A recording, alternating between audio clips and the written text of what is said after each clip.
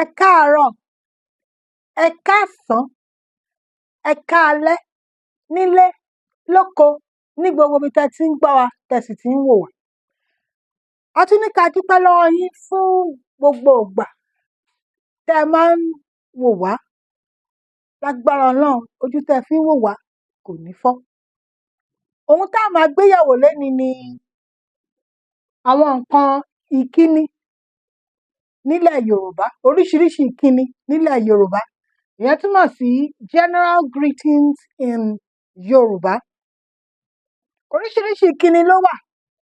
Bá ṣe máa mọ ọmọ Yorùbá tòótọ́ ni wípé oríṣiríṣi ìkíni. Kò sí ohun tí Yorùbá ò ní kíkí fún. A gbìyànjú láti yọ bíi mélòó kan nínú oríṣiríṣi kíkí ilẹ̀ Yorùbá. Ẹ máa bá wa ká lọ. Báwo ni? Ìyẹn túmọ̀ sí how are you? Báwo ni? How are you? Ẹ káàárọ̀, ìyẹn good morning.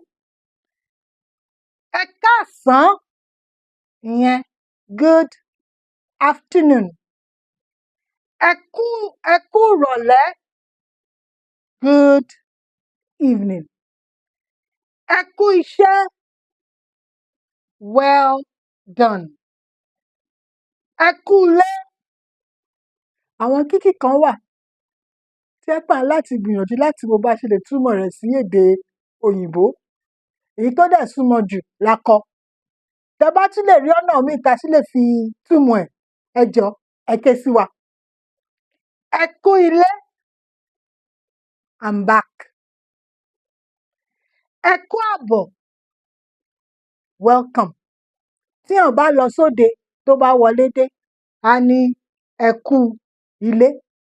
Àwọn tó dẹ̀ wà nínú ilé, wọ́n á ní ẹ kú àbọ̀. Ẹ kú ìrìn àjò, welcome from your travel. Ẹ kú ọdún, ẹ kú ọdún, happy festive period. Ẹ kú ìdìde, thanks for coming. Ẹ jẹ́ kí n tún kà á lẹ́ẹ̀kan sí. Báwo ni? How are you? Ẹ káàárọ̀, good morning. Ẹ káàsán, good afternoon. Ẹ kú ìrọ̀lẹ́, good evening. Ẹ kú iṣẹ́, well done. Ẹ kú ilé, I'm back. Ẹ kú àbọ̀, welcome.